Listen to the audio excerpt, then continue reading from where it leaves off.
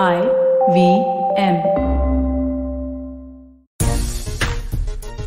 Good morning, सलाम, नमस्ते। आप देख रहे हैं और सुन रहे हैं खेल नीति और मैं हूं राजीव मिश्रा और मेरे साथ सबा करीम, पूर्व क्रिकेटर, सेलेक्टर और अभी कमेंटेटर। इनसे आज बातचीत करेंगे मुंबई टेस्ट मैच के बारे में, क्योंकि मुंबई टेस्ट मैच का बड़ा अपडेट सबसे पहले खेल नीति के प्लेटफॉर्म पर आपको दे दें कि बारिश की वजह से टॉस डिले हुआ है। 9:30 पर अंपायर्स मैदान पर जाएंगे और इंस्पेक्शन करेंगे कि मैच कब वो शुरू कर सकते हैं। अच्छी बात यह है कि कल जितनी बारिश हुई है मुंबई में, उसके बाद आज वहां पर ओवरकास्ट कंडीशंस तो है, लेकिन मैच होगा क्योंकि बारिश रुकी हुई है। तो तमाम खेल नीति के जो क्रिकेट फैंस हैं उनके लिए अच्छी खबर है। अब सबकी निगाहें लगी होंगी टॉस पर, और टॉस के साथ साथ भारतीय टीम क्या कुछ प्लेइंग 11 खिलाती है इस पर भी नजरें होगी। और साथ ही विराट के सामने जो बड़ा चैलेंज है इस समय की एक बड़े खिलाड़ी को, एक सीनियर खिलाड़ी को ड्रॉप करने का, उस पर भी नजरें होंगी। हालांकि खबरें आ रही हैं कि चेतेश्वर पुजारा को ड्रॉप यहाँ पर किया जाएगा, यानी कि मयंक अग्रवाल को बलि का बकरा नहीं बनाया जाएगा। इन सभी मुद्दों पे बातचीत करेंगे। निखिल भाई भी हमारे साथ जुड़ चुके हैं, कॉफी लेके आ चुके हैं और उनको भी पता है मैच डिले है, तो थोड़ा आराम से सज धज के वो बैठे हुए हैं। सवा भाई, क्योंकि मुंबई में बारिश और बारिश का मजा तो निखिल भाई ले रहे हैं कॉफी के साथ, लेकिन क्या एक्चुअल मजा विराट कोहली ड्रेसिंग रूम में ले पा रहे होंगे? क्योंकि कल मैं उनकी प्रेस कॉन्फ्रेंस सुन रहा था और उनसे एक बड़ा इंपॉर्टेंट सवाल पूछा गया कि जब आपने दक्षिण अफ्रीका में अजिंक्य रहाणे को ड्रॉप किया या इंग्लैंड में अश्विन को ड्रॉप किया, तो बड़ा चैलेंज था आपके सामने इतने सीनियर खिलाड़ियों को ड्रॉप करने का। ये चैलेंज आज कितना बड़ा होगा विराट के लिए, जहां पर अजिंक्य रहाणे और चेतेश्वर पुजारा में से किसी एक को ड्रॉप होना ये लगभग तय माना जा रहा है? Morning Rajiv, morning Nikhil. By the way, Nikhil ने जो कॉफी पी रखी है उस पे मेरा भी राइट है। और दर्शकों को जानना बहुत जरूरी है कि जो निखिल चोपड़ा जी कॉफी पीते हैं वो बहुत ही स्पेशली ब्रूड कॉफी है। वो पता नहीं कहाँ बहामा से, पता नहीं कहाँ से आती है। Belgium coffee. हाँ, तो राजीव आप भी जब मुंबई आएंगे तो फिर वहां पर इसका मजा हम लोग ले सकते हैं। और उसमें सारे विटामिन मिनरल सब कुछ है उसमें। वो जमाना अलग था राजीव। मुझे लगता है कि अश्विन को इस वजह से ड्रॉप किया गया, खराब परफॉर्मेंस की वजह से नहीं, वो इस वजह से वो बाहर हुए थे क्योंकि वो कॉम्बिनेशन में फिट नहीं हो रहे थे। और वहां पर टीम मैनेजमेंट ने प्रेफर किया था रविंद्र जडेजा को क्योंकि उनकी बैटिंग ज्यादा अच्छी है अश्विन से, ऐसा माना जा रहा था। अब यहाँ पर स्थिति बहुत ज्यादा उल्टी हो गई है। यहाँ पर अगर आपको किसी को ड्रॉप करना है तो वो, अगर आप अजिंक्य रहाणे को ड्रॉप कर रहे हैं, इसका मतलब ये है कि उनको आप खराब फॉर्म की वजह से ड्रॉप कर रहे हैं। और मेरा हमेशा से ये मानना रहा है कि एक समय आता है जब आपको कठोर निर्णय लेने होते हैं, और अगर आप कठोर निर्णय नहीं लेंगे तो फिर आपकी टीम आगे नहीं बढ़ सकती है। मैं बहुत बड़ा फैन हूँ अजिंक्य रहाणे का, मुझे बहुत ज्यादा इज्जत है अजिंक्य रहाणे की। वो एक शानदार इंसान भी हैं, पर अंत में नंबर्स अगर वो दिखा नहीं रहे हैं तो फिर आपकी जगह नहीं बन पाती है 11 में। अब मैंने कई बार ये बात कही है कि अब नया साइकिल शुरू हो गया है। आपको तैयारी करनी है कि आगे आने वाले 2 साल में हमें किस तरह की टीम बनानी होगी जो आपको हेल्प करेगी चैंपियनशिप जीतने में।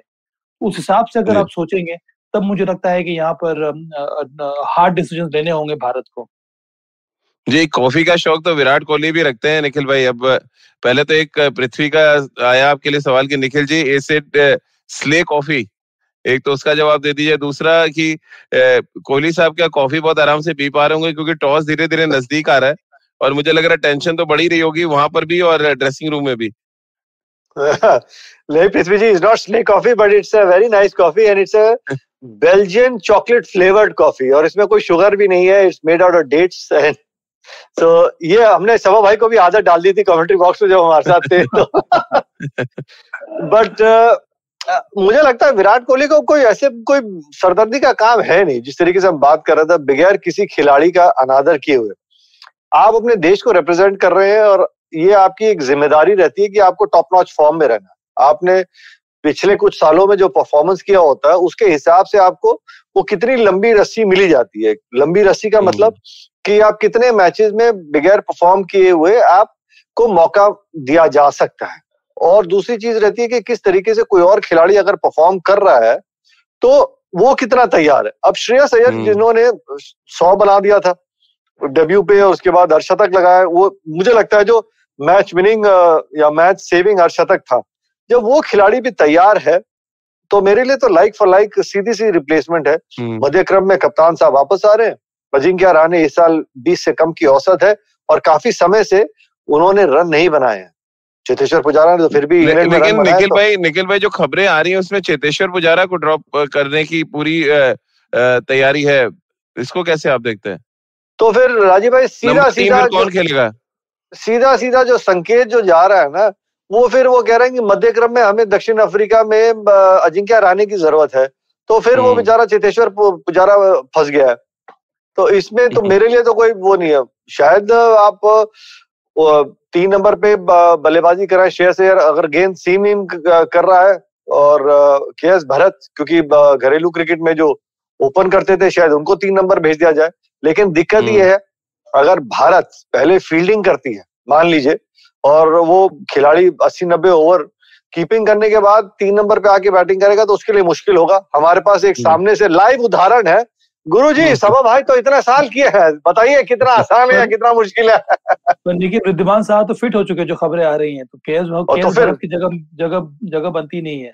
तो फिर मुझे लग रहा है कि नंबर 4 पर अगर विराट कोहली आ रहे हैं बैटिंग करने के, नंबर 5 पर आपको एक यंग प्लेयर ने आकर रन बनाया है, शतक लगाया है, सेकंड इनिंग्स में आकर 65 रन बनाए हैं, उसी की बदौलत आप मैच को ड्रॉ कर पाए। अगर ये रन नहीं आते तो हो सकता है कि भारत हार जाता है वो टेस्ट मैच। तो इसमें ज्यादा सोच विचार करने की आवश्यकता है नहीं, आपको आगे बढ़ना होगा।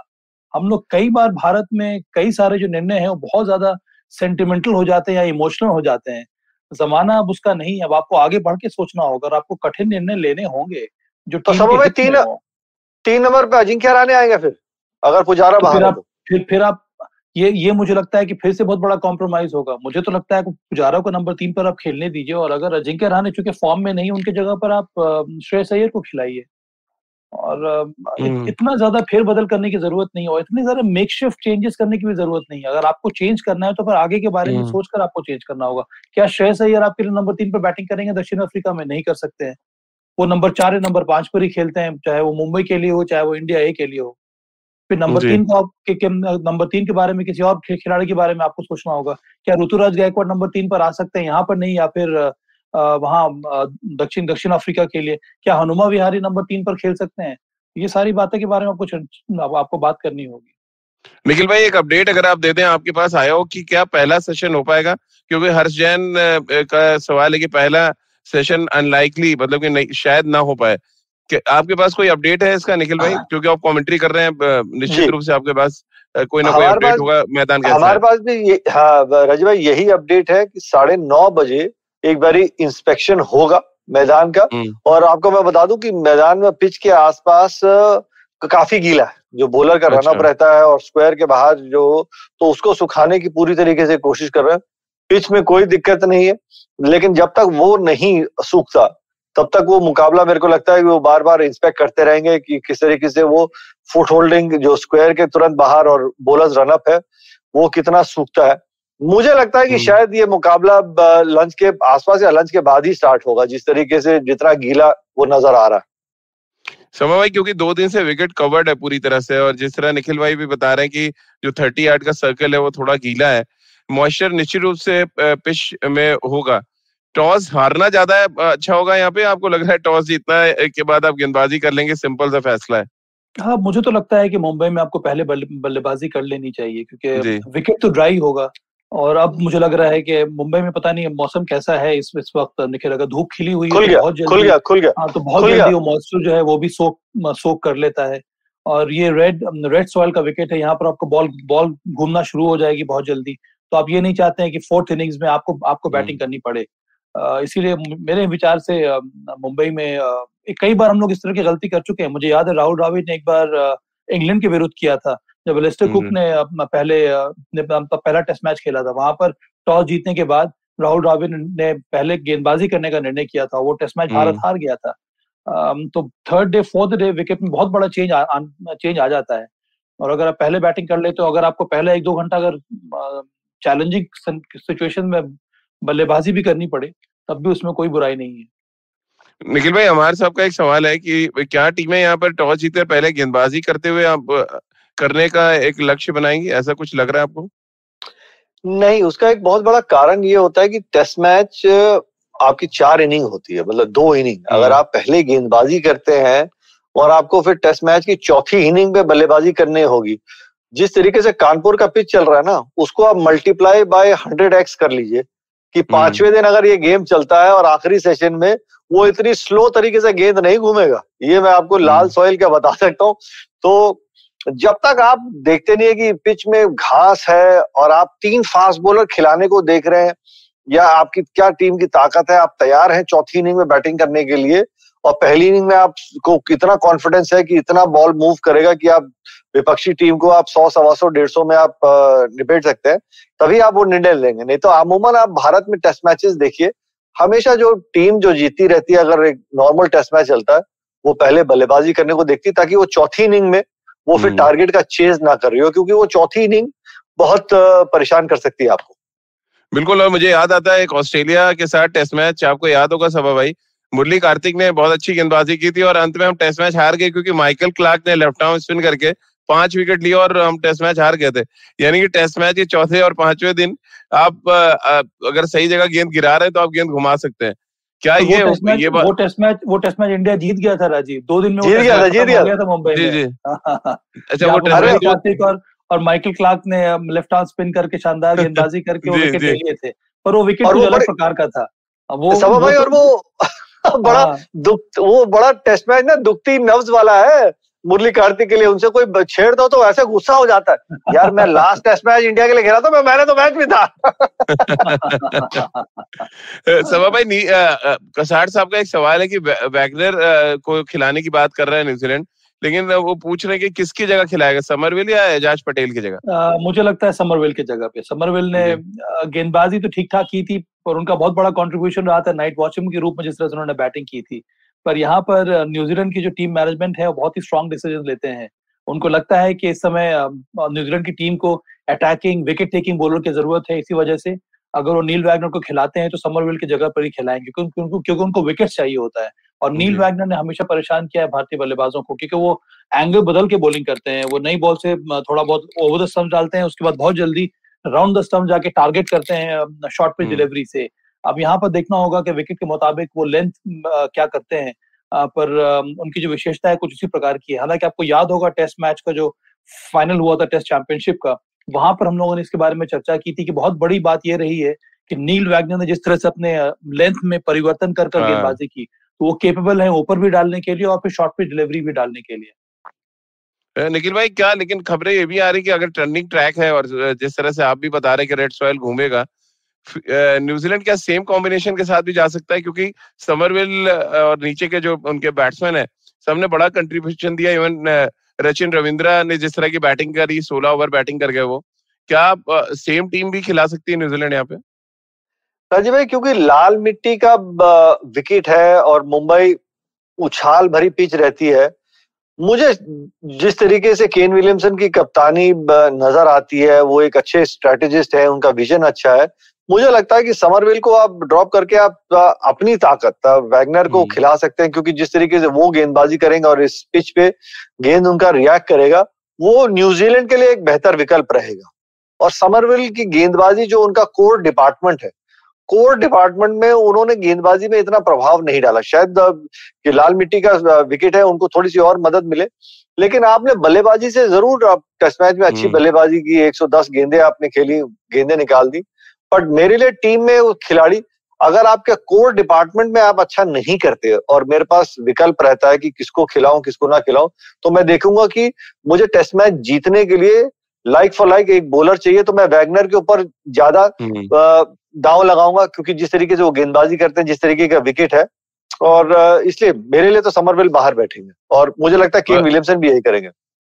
बिल्कुल। और वैगनर की एक खासियत ये भी कि वो कटर्स बहुत अच्छी डालते हैं, यानी कि बॉल को ग्रिप करके अच्छा डालते हैं। और अगर अक्सर हमने देखा है कि टर्निंग ट्रैक्स पे जब कोई इस तरह का गेंदबाज होता है तो वो बड़ा इफेक्टिव होता है।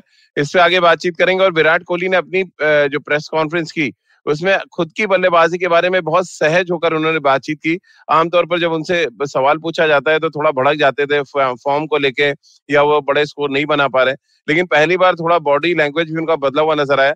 इस पर आगे बातचीत करेंगे। एक छोटा सा ब्रेक लेते हैं और ब्रेक के बाद तुरंत हाजिर होते हैं। If you love cricket, listen up. The Edges and Sledges Cricket Podcast is here for you. Hosted by DJ, Varun and me, Ashwin, we bring a fun, fresh fan's point of view to talking all things cricket. Sometimes it's just the three of us, sometimes we have guests, including current and former international cricketers. For new episodes every week, check out the Edges and Sledges Cricket Podcast on the IVM app, website, or wherever you get your podcasts. Break के बाद एक बार फिर आपका स्वागत है सबा भाई और निखिल भाई के साथ। आप देख रहे हैं और सुन रहे हैं खेल नीति। सबा भाई, बड़ा इंटरेस्टिंग प्रेस कॉन्फ्रेंस थी कल विराट कोहली की। जो एग्रेशन अक्सर हम देखते थे उनकी प्रेस कॉन्फ्रेंस में, वो नदारत थी। बहुत सहज थे और ऐसा लग रहा था जो नेट सेशंस उन्होंने कुछ किए हैं ब्रैबॉर्न स्टेडियम में या बांद्रा कुर्ला में या वानखेड़े में, वो कहीं ना कहीं उनको बहुत कॉन्फिडेंस दे गया है। और जब उनसे पूछा गया कि मुंबई में आपने अपने टेस्ट करियर का सर्वाधिक स्कोर बनाया और मुंबई में आप करीब 80 के आसपास का एवरेज करते हैं तीनों फॉर्मेट में, तो बहुत सहज होकर उन्होंने जवाब दिया कि मुंबई में उनको बल्लेबाजी करना पसंद है। क्या ये बदलाव एक बड़ी पारी की तरफ इशारा कर रहा है? उम्मीद तो यही की जा सकती है राजीव। मुझे लगता है जब आप घर पे कुछ ज्यादा समय गुजार लेते हैं तो फिर आप में सहजता बढ़ जाती है, और ये संयम देखने को मिल रहा है विराट कोहली की प्रेस कॉन्फ्रेंस में भी। और मुझे लगता है कि ये एक संकेत है कि विराट कोहली को भी एहसास है कि अब एक तरह से नई टीम मैनेजमेंट आ गई है और उसकी विचारधारा में थोड़ा बहुत परिवर्तन हो सकता है देखने को मिले हमें आने वाले समय में। और मुझे लगता है कि ये भारत के लिए भी काफी अच्छा रहेगा, क्योंकि अंत में गोल क्या है? गोल यही है कि आपको टेस्ट मैचेस जीतना है, गोल यही है कि आपको आने वाले समय में टेस्ट चैंपियनशिप जीतनी है। और अगर आपकी तैयारी सही होगी, अगर कप्तान उस प्रकार से सोच रहा है, तो मुझे लगता है उसका फायदा जरूर मिलेगा। इस समय आवश्यकता है कि विराट कोहली का बल्ला फिर से गरजे, फिर से वो शतक देखने को मिले। मुझे उम्मीद यही है कि अब चूंकि उनके ऊपर T20 की कप्तानी का भार नहीं है, तो और ज्यादा खुलकर और ज्यादा खुले मन से वो टेस्ट मैचेस में फोकस कर सकते हैं। और उनका तो हमेशा से ये मानना रहा है कि टेस्ट मैच उनके लिए सबसे अव्वल दर्जे की क्रिकेट है, और वो बहुत बड़े स्पोक्स पर्सन है टेस्ट क्रिकेट के लिए इस समय। निखिल भाई, हमारे साहब का सवाल है कि खेल नीति पर जो भी कुछ हम चर्चा करते हैं, वो राजकुमार जी ने लग रहा है वो मैसेज पास किया विराट को, इसीलिए बहुत काम और कूल नजर आए प्रेस कॉन्फ्रेंस में। देखिए, हो सकता है राजकुमार सर जी की आदत भी है, वो कुछ ना कुछ ब्रेकिंग खबर दे देते हैं, उनको भी शो पे लेके आएंगे कुछ ना कुछ कहने के लिए। पर निखिल ये नहीं होना चाहिए कि राजकुमार जी वापस एग्रेशन में आ जाए, विराट कोहली तो शांत हो जाए। बिल्कुल सही पकड़े हैं सब भाई, लेकिन उनको पकड़ के वापस लेके आएंगे। लेकिन सफेद बॉल, मुझे लगता है अभी T20 के कप्तान रोहित है, बट जो मुझे नजर आ रहा है, जो मुझे वो विजन नजर आ रही है राजीव भाई, कि एक दिवसीय क्रिकेट में भी रोहित ही कप्तान बन जाएंगे, क्योंकि आप चाहते हैं कि व्हाइट बॉल क्रिकेट का कप्तान अलग हो जाए और रेड बॉल की क्रिकेट का कप्तान अलग हो जाए। वो अपनी बैटिंग पे और अच्छी तरीके से फोकस कर सकते हैं, और उसी की वजह से मुझे वो थोड़ा सा बॉडी लैंग्वेज में जो बात कर रहे थे, थोड़े से पेशेंट, थोड़े से और काम नजर आ रहे हैं। जानते हैं कि अब उनका जो रोल है बतौर बैट्समैन ज्यादा है, और अभी तो खैर टेस्ट मैचेस में कप्तानी कर रहे हैं, बट टीम के साथ और जुड़ के मुझे लगता है वो अच्छा करने को देखेंगे। ओडीआई कैप्टेंसी की आपने बात करी निखिल भाई, सीधे सवाल ही आ गया। नेगी साहब हैं, सूरज नेगी, कई बार उन्होंने 5-6 बार पोस्ट कर दिया है कि ओडीआई कैप्टेंसी का क्या होगा। एजीएम होने वाली है सबा भाई 4 तारीख को। क्या एक बड़ा एजेंडा ये भी होगा कि व्हाइट बॉल कैप्टेंसी स्प्लिट की जाए, व्हाइट बॉल और रेड बॉल? पर ये एजीएम का एजेंडा नहीं हो सकता है राजीव। ये जो डिस्कशंस है वो चयनकर्ता और टीम मैनेजमेंट के बीच में ही होता है, या फिर हो सकता है कि जो आपके ऑफिस बेयरर्स हैं वो इसमें शामिल हो जाएं, विशेष करके सेक्रेटरी और प्रेसिडेंट। उसके अलावा यहाँ पर और किसी का भी रोल नहीं। जैसा कि निखिल ने कहा कि ये तो उचित यही होगा कि अब व्हाइट बॉल कप्तानी जो है रोहित शर्मा को दी जाए, और विराट कोहली को टेस्ट मैचेस की कप्तानी कराई जाए, क्योंकि अब समय आ गया है कि आपको व्हाइट बॉल और रेड बॉल में अंतर होना चाहिए, क्योंकि इतने सारे विश्व कप हो रहे हैं इन तीनों ही फॉर्मेट में। तो आपको टीम बनाने के लिए, सही स्ट्रैटेजी के लिए, सही टैक्टिक्स के लिए ये जरूरी है कि आपको सेपरेट कैप्टन होना चाहिए व्हाइट बॉल और रेड बॉल के लिए। जब निखिल भाई इस तरह की परिस्थितियां आती हैं, जैसे कि बारिश हो जाए, खेल ढीले हो रहा है, ओवर्स कम हो रहे हैं, कैप्टन और कोच के लिए आपको लगता है बड़ा चैलेंज हो जाता है तब, और कि आप किस तरह से स्ट्रेटेजाइज करें अपने प्लान को? पृथ्वी ने भी कुछ इसी तरह का सवाल किया है कि जब वेदर इस तरह का हो तो फिर आप मैच जीतने के लिए स्ट्रेटेजाइज करने का बड़ा चैलेंज हो जाता है कप्तान और कोच के सामने। नहीं, ऐसा इतना कोई चैलेंज नहीं रहेगा। आप देखते हैं कि अगर पहले दिन का खेल अगर 2 घंटे आप लूज भी करते हैं, पर आपके पास क्योंकि टेस्ट मैच का स्टार्ट है, आप हर रोज आधा घंटा करके आप उसको कवर कर सकते हैं। टेस्ट मैचेस का वो एक ऑप्शंस आपके पास रहते हैं, विकल्प रहते हैं। तो पर स्ट्रेटेजी वाइज आपको टेस्ट मैच स्टार्ट करने से पहले वो बिल्कुल स्पष्ट रहती है कि किस तरीके से आप मैदान में उतरना चाहते हैं।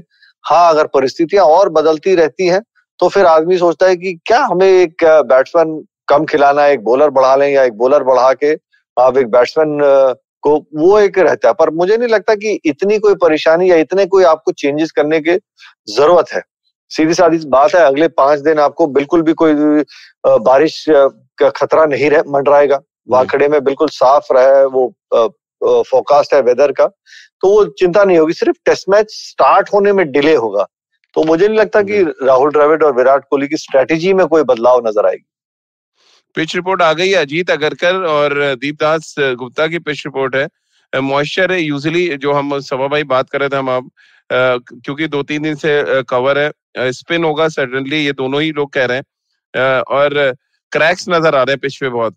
क्या ऐसा तो नहीं है ऑस्ट्रेलिया वाला जो हम लोग बात कर रहे हैं 2 दिन वाला सभा भाई टेस्ट मैच हो जाए? जिस तरह से मॉइस्चर की भी बात हो रही है, क्रैक्स की भी बात हो रही है, बल्लेबाज क्या करेंगे फिर? मॉइस्चर तो है, वो थोड़ी बहुत नमी रहेगी क्योंकि बारिश हुई है, विकेट्स कवर है। और बड़ा इंपॉर्टेंट चीज जो मैंने आपसे पूछा था सभा भाई, उन दोनों ने कहा है this might be good toss to lose, यानी कि हार जाए, जो कुछ करना है दूसरे को करना है। हाँ, क्योंकि इस तरह के सर्फेस से बहुत कठिन होता है। एक तरफ तो क्रैक्स है, इसका मतलब है कि लॉजिकली कप्तान यही चाहेगा कि पहले इस पर बैटिंग कर लें, ताकि क्रैक्स अगर और टूट जाएंगे तो 4th इनिंग में जाके, जैसे कि निखिल ने एक्सप्लेन किया था, वहां पर किसी भी टीम को आकर बैटिंग करना, किसी भी छोटे भी टारगेट को चेस करना उतना आसान नहीं होता है। पर दूसरी तरफ आपके पास विकेट में थोड़ी नमी है, तो वहां पर अगर आप पहले 1-2 घंटा अगर आप बैटिंग डिसाइड कर लेते हैं करने के लिए और आपके 4-5 विकेट गिर गए, तो फिर आप बहुत ज्यादा पीछे हो जाते हैं टेस्ट मैच में। तो मुझे लगता है कि यही बहुत बड़ा सवाल रहेगा दोनों कप्तानों के लिए। पर मुझे अभी भी लगता है कि कंडीशंस को देखते हुए, मौसम को देखते हुए और विकेट के नेचर को देखते हुए, चूंकि अब क्रैक्स आ रहे हैं, इसका मतलब है कि विकेट ब्रीथ कर रहा है और धीरे धीरे जैसे धूप और खिलेगी, मैच प्रोग्रेस करेगा, वो क्रैक्स जो हैं और ज्यादा बड़े हो जाएंगे और कठिन होगा उस पर बैटिंग करना। तो आपको ये सोच के मेरे हिसाब से बैटिंग करनी चाहिए कि पहला 1 या 2 घंटा अगर हम मैच में बने रहते हैं, विकेट अगर ज्यादा नहीं खोते हैं, तो फिर बड़ा सभा भाई बहुत बड़ी खबर इसमें आ रही है। ईशांत शर्मा, रविंद्र जडेजा और Ajinkya Rahane have been ruled out for the second test match, ये बीसीसीआई के ट्विटर हैंडल पे। और एक और बड़ी खबर आपको बता दूं, केन विलियमसन हो सकता है आज का मैच ना खेले एल्बो इंजरी की वजह से। ये इंजरी के साथ क्या शुरुआत हो रही है मुंबई टेस्ट मैच की? इस पे हम लोग निखिल चोपड़ा जी की एक्सपर्ट व्यू लेना चाहेंगे। निखिल भाई की कॉफी जो है, मतलब क्या कर रही है वो समझ नहीं आ रहा अब तो। ये कॉफी लगता है जिनके रहाणे को पिला दी है निखिल चोपड़ा ने। देखिए, रविंद्र जडेजा इंजरी के कारण ना होना वो भारत को असर डाल सकता है। अजिंक्य रहाणे, अब सब कह ही रहे थे कि विराट कोहली आ रहे हैं तो उनका बाहर बैठना सही था। दिक्कत क्या है निखिल भाई, हमेशा आप एक खिलाड़ी का हैमस्ट्रिंग पुल कराते हैं, तो आपने 3-3 की करा दी है, अब कैसे होगा? ईशांत शर्मा के बारे में कुछ कहा जा रहा था ना, निखिल के चोट लगी हुई है। किसको? आज मैंने कहीं, आज ईशांत शर्मा के बारे में। जी आज को लेकिन अब दिक्कत सभा भाई ये है कि अब आप 3 स्पिनर की थ्योरी तो गई, अब जयंत यादव को आप एज स्पेशलिस्ट स्पिनर खिलाने की हिम्मत जुटाएंगे, अपने आप में बड़ा सवाल है। अगर मैं कठिन होगा। हाँ, लेकिन सब अगर मैं गलत नहीं हूँ तो जयंत यादव ने यहाँ मुंबई में आई थिंक एक शतक भी लगाया हुआ है, 100 बनाया हुआ है, और उन्होंने यहाँ विकेट भी चटकाए हुए हैं। तो ये उनका भी फेवरेट हंटिंग ग्राउंड रह सकता है। और वो एक पॉइंट जो हम टॉस के ऊपर बात कर रहे थे, वापस आता हूँ, मैं कह नहीं रहा, लेकिन जो रिकॉर्ड है कप्तान साहब का ना टॉस जीतने का, तो उसमें चिंता करने की दिक्कत नहीं है कि क्या करेंगे। तो भाई, लेकिन ये बड़ी अजीब सी सिचुएशन हो गई है विराट के लिए। आपके 3 मेन प्लेयर अगर इंजर्ड हो जाए, एक तो चलिए समझ आता है, 2 समझ, 3 तो मतलब ऑलमोस्ट। एक तो आप ड्रॉप करने वाले थे, अजिंक्य रहाणे तो मेन प्लेयर का हो गया। पर देखने वाली बात ये होगी राजीव की जो स्टेटमेंट है, इसमें क्लैरिटी है कि नहीं। रूल्ड आउट या ड्रॉप में बहुत बड़ा अंतर होता है। रूल्ड आउट का मतलब यही है कि तीनों के 3 खिलाड़ी इंजर्ड है, जहां तक मेरी समझ है। हाँ, रूल्ड आउट ही बोला गया है ट्विटर हैंडल पे। रूल्ड आउट है तो इसका मतलब है कि खिलाड़ी इंजर्ड है, और इसमें से कौन खिलाड़ी इंजर्ड है, किस खिलाड़ी को ड्रॉप किया गया है, इसके बारे में क्लैरिटी अभी तक नहीं आ रही है। खैर वो अलग बात है, पर मुझे लगता है कि अब ऑप्शन आपके पास थोड़े बहुत कम हो जाएंगे। अगर आपको 3 स्पिनर के साथ उतरना है तो जयंत यादव को आपको खिलाना होगा, और पेस बॉलर्स में आपके पास मोहम्मद सिराज हैं, वो तो डेफिनेटली अंदर आ जाएंगे ईशांत शर्मा की जगह पर। अगर आपको एक और सीमर खिलाना होगा तो फिर प्रसिद्ध कृष्णा टीम के साथ जुड़े हुए हैं, उनको मौका मिल सकता है 11 में। मुझे लगता है कि अब यहाँ से 3 स्पिनर और दो सीमर की थ्योरी के साथ ही भारत मैदान में उतरेगा। निखिल भाई, पृथ्वी का एक सवाल है कि रेपो अच्छा नजर आएगा द्रविड़ और कोहली के बीच में? जी बिल्कुल। उस मामले में देखिए, मैं उनका एडवोकेट नहीं हूं, लेकिन विराट कोहली को जितना मैं जानता हूं, वो हर सीनियर खिलाड़ी को बहुत इज्जत देता है। इसमें वो कोई दो राय की बात नहीं है। और देखिए, Virat Kohli as a batsman हम सब जानते हैं कि किस तरीके का वो खिलाड़ी है, वो किस तरीके से वो बल्लेबाजी करता है। उन्होंने अपना नाम, अपनी पहचान अंतर्राष्ट्रीय क्रिकेट में लिटरली सुनहरे अक्षरों से लिखी है। एक चीज उनको क्या मिसिंग है, वो एक आईसीसी की ट्रॉफी, और वो जानते हैं ये वर्ल्ड टेस्ट चैंपियनशिप वो जीतना चाहेंगे। तो और वो खिलाड़ी वो हर कुछ करने को तैयार रहेगा। राहुल द्रविड़ के साथ बैठ के स्ट्रेटेजाइज करना, राहुल द्रविड़ जिस तरीके से वो खुद इतने सफल बल्लेबाज रह चुके हैं, वो उनको मदद करेंगे। जिस तरीके से वो जूनियर टीम को तैयार करते हैं, इंडिया अंडर 19, इंडिया, ये सभी खिलाड़ी उनके साथ काम किया है। तो मुझे लगता है ये दोनों खिलाड़ी की बनेगी बहुत अच्छी तरीके से। निखिल भाई, मेल आ गया है, बीसीसीआई का ऑफिशियल मेल आया हुआ है। इसमें ईशांत शर्मा को बोला गया है डिसलोकेटेड लेफ्ट लिटिल फिंगर, ये इंजरी का अपडेट है। Ravindra Jadeja right forearm injury, Ajinkya Rahane minor left hamstring strain. ये है। मैंने कुछ नहीं कहा। मैंने कुछ नहीं कहा। ये क्लैरिटी तो आ गई सभा भाई कि ये तीनों खिलाड़ी इंजरी की वजह से अवेलेबल नहीं है। तो अब आगे 11 पे चर्चा करने की जरूरत है ही नहीं। पहले के साइड हो गया है। नहीं तो ऐसा ना हो एक आध कोई और अभी जो वार्म अप में इंजर्ड हो जाए, राहुल द्रविड़ को आना पड़े, और नंबर 3 उनसे आईटीएल तो फिर कोई है ही नहीं।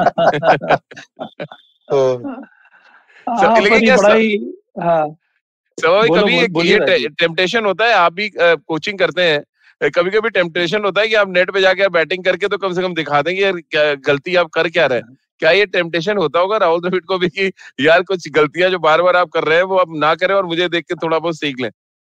नेट्स में तो नहीं, पर बाहर में मुझे लगता है कि डेमो करके जरूर राहुल द्रविड़ बता सकते हैं, और ये जरूर वो कर रहे होंगे। उन्होंने किया है अंडर 19 के लिए भी या फिर इंडिया ए के लिए भी। पर राहुल द्रविड़ की सोच कुछ अलग प्रकार की रहती है।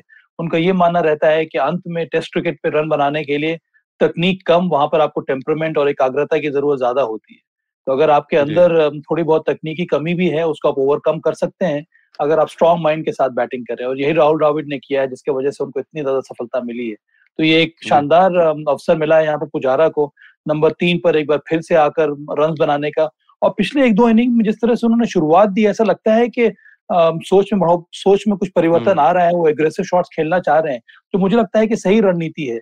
अब इसी में उनको और आगे चलकर बिल्ड करना होगा, और अगर एक बड़ा स्कोर खड़ा कर देते हैं पुजारा, तो आने वाले समय में दक्षिण अफ्रीका का जो दौरा होने वाला है, उम्मीद कर रहे हैं हम लोग कि हो जाए वो दौरा, वहां पर पुजारा की जरूरत पड़ेगी नंबर 3 पर भारतीय टीम को। क्योंकि अभी भी रिजर्व में अगर आप देखें तो हमने किसी भी नंबर 3 खिलाड़ी को तैयार किया नहीं है सिवाय शुभमन गिल के। शुभमन गिल एकमात्र ऐसे प्लेयर है जिनके बारे में ये बात हो रही है कि वो नंबर 3 पर आ सकते हैं खेलने के लिए। केएल राहुल और रोहित शर्मा ओपन करेंगे भारत के लिए। तब 2 बड़ी खबर है निखिल भाई। एक तो जो ग्राउंड का इंस्पेक्शन है वो 10:30 बजे अब होगा, यानी 1 घंटे के बाद दोबारा देखेंगे।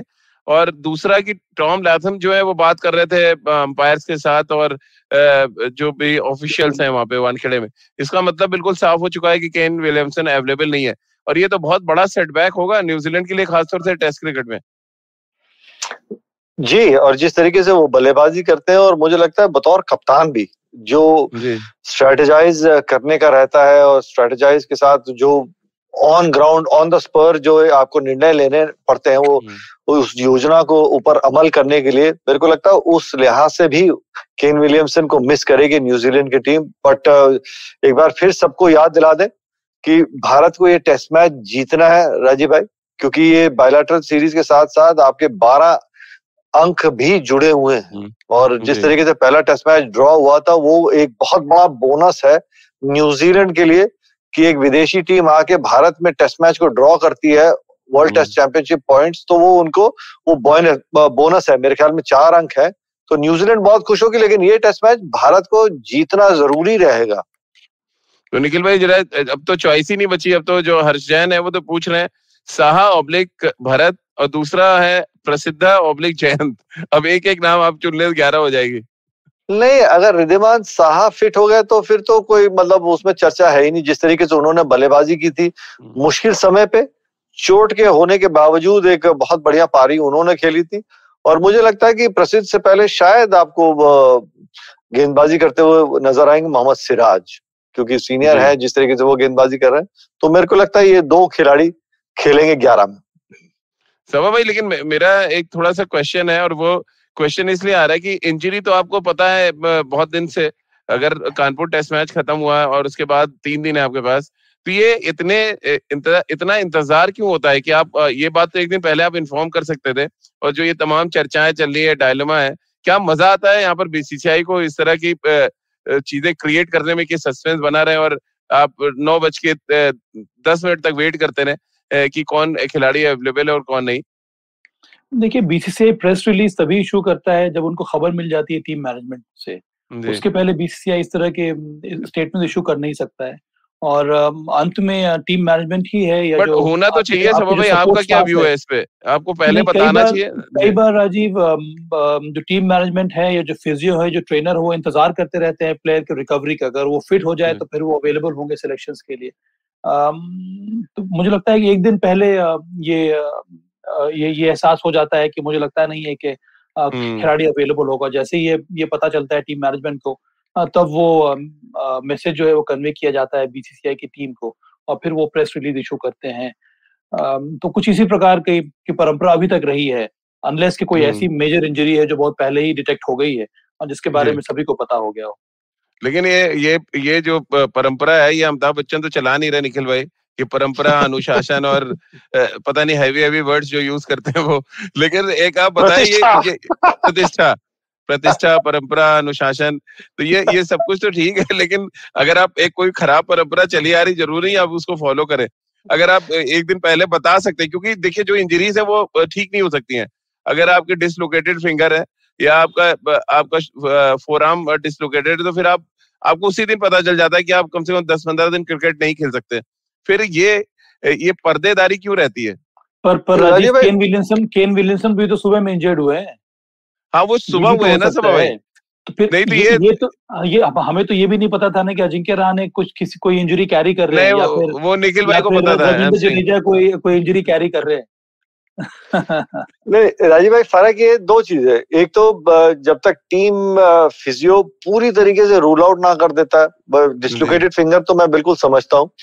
जब तक वो बाकी 2 खिलाड़ी अजिंक्य रहाणे और रविंद्र जडेजा पूरी तरीके से रूल्ड आउट ना हो जाए कि जी हाँ इस टेस्ट मैच में भाग नहीं ले सकते, तब तक वो अनाउंस नहीं करेंगे। और दूसरी चीज, आप जल्दी अनाउंस करके क्यों बताना चाहते हैं? क्योंकि विपक्षी टीम को भी फिर पता चल जाएगा कि कौन सा खिलाड़ी अंदर आ सकता है, उनको उस खिलाड़ी के खिलाफ और योजना बनाने में, प्लानिंग करने में और आसान हो जाता है।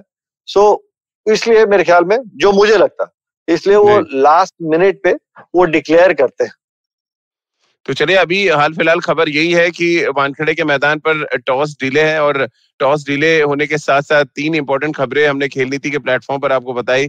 3 खिलाड़ी अवेलेबल नहीं है भारतीय टीम के सिलेक्शन के लिए, प्लेइंग 11 के लिए।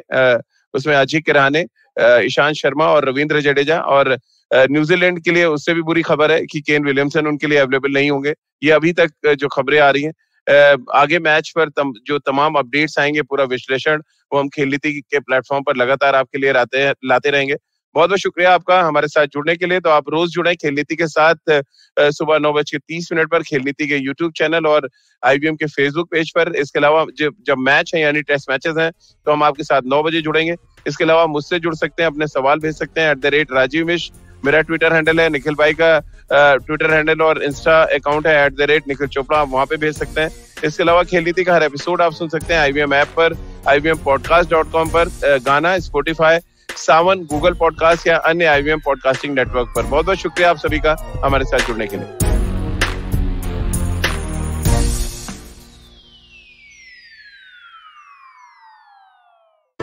Hey everybody, it's been another great week on the IVM Podcast Network. On Cyrus Says, Cyrus is joined by Prachi Gangwani, author of the new book Dear Men, Masculinity and Modern Love in Me Too India. They discuss some of the common experiences that women face in relationships, what problems men experience in today's heterosexual relationships, couple dynamics, and a whole lot more. On the Filter Coffee podcast, Karthik asks independent filmmaker and producer Radhika Lavu about the revolutionary changes in the regional content industry. Want to break out of the habit of people-pleasing? On Say No to Drama, Chetna talks about how to say no and stand your ground. All Things Policy discusses the barriers women face in creating and accessing social networks. And on Naan Curry, Sadaf and Archit explore India's favorite cheese, paneer, and its multiple origin stories. Do follow us on social media. We're IVM Podcast on Twitter, Facebook, Instagram, and LinkedIn. Also, do remember, go check out our website, ivmpodcast.com/YouTube, to get a list of all of our YouTube channels. And remember, if you're enjoying this show or any of our other shows for that matter, please do tell a friend. And finally, we would like to thank our sponsors on the network this week: Cred, Bank of Baroda, HDFC Mutual Fund, CoinSwitch, Kuber, Intel, and Oxfam India. Thank you so much for making this possible.